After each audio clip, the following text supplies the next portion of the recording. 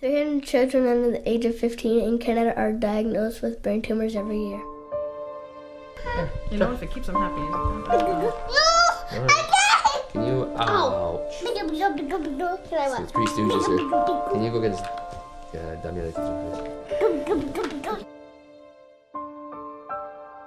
When Jack was about 4 months old, we noticed that he had an odd movement to his eyes, and we were very concerned about it. And as he got a little bit older, it got worse.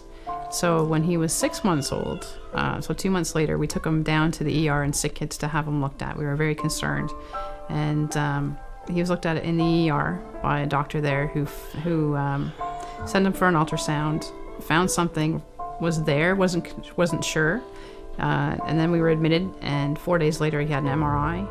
The MRI was done. We were going to find out why Jack's eyes were wobbling, and I didn't think it would be very serious.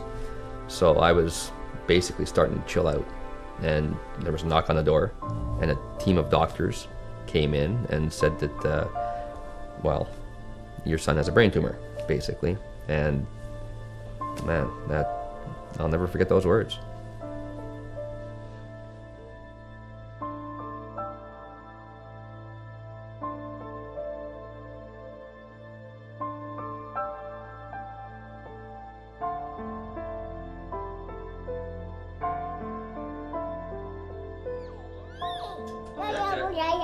Jack.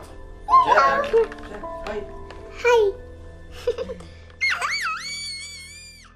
Jack likes to sometimes be annoying, and he's cute, and is always happy and runs around. And I always like to read the book, the Big Race cartoon that my great aunt and great uncle gave to him. And he likes to sit with me and read it, and sometimes my cousins read it to him and play with my cars on the table, and I show him which ones are which, and I show him my favorite cars, and I name them all, and I tell him what colors they are, and all that stuff. It was hard on Ryan. He was having trouble with going to school, having trouble with leaving us, having trouble with his attitude. He just didn't know how to handle how he was feeling.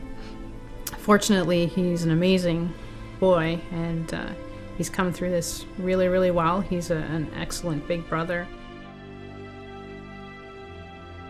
When Jack was first diagnosed in November of 2005, his tumor was quite large. It's this white picture here.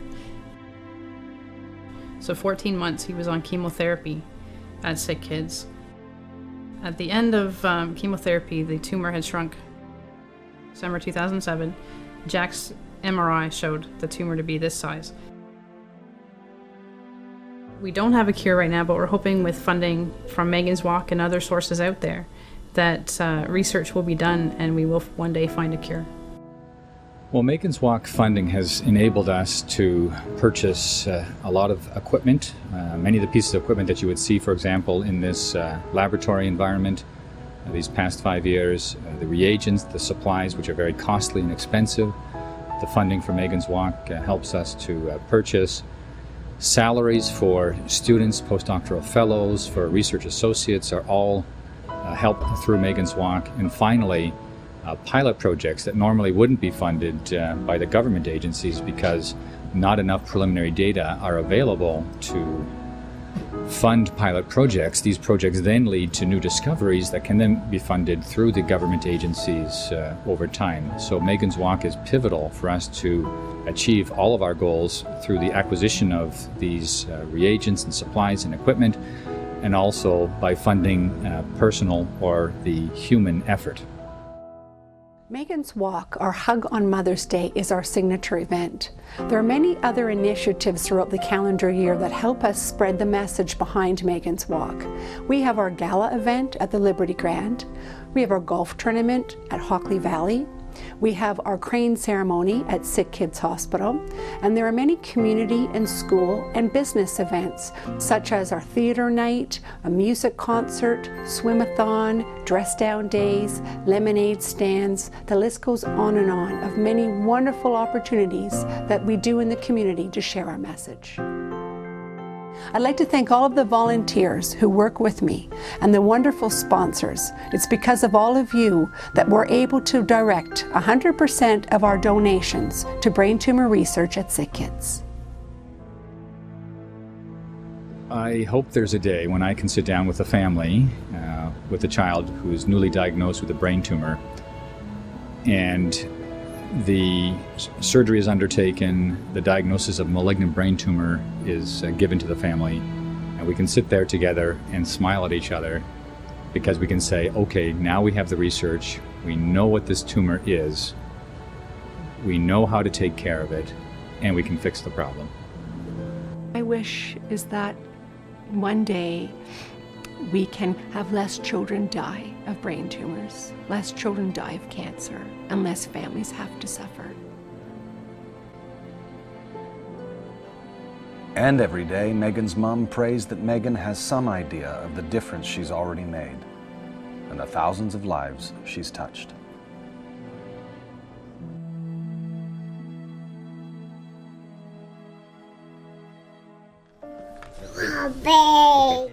Okay.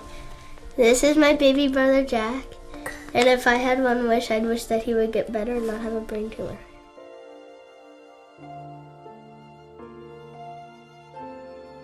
Oh, time won't let me go,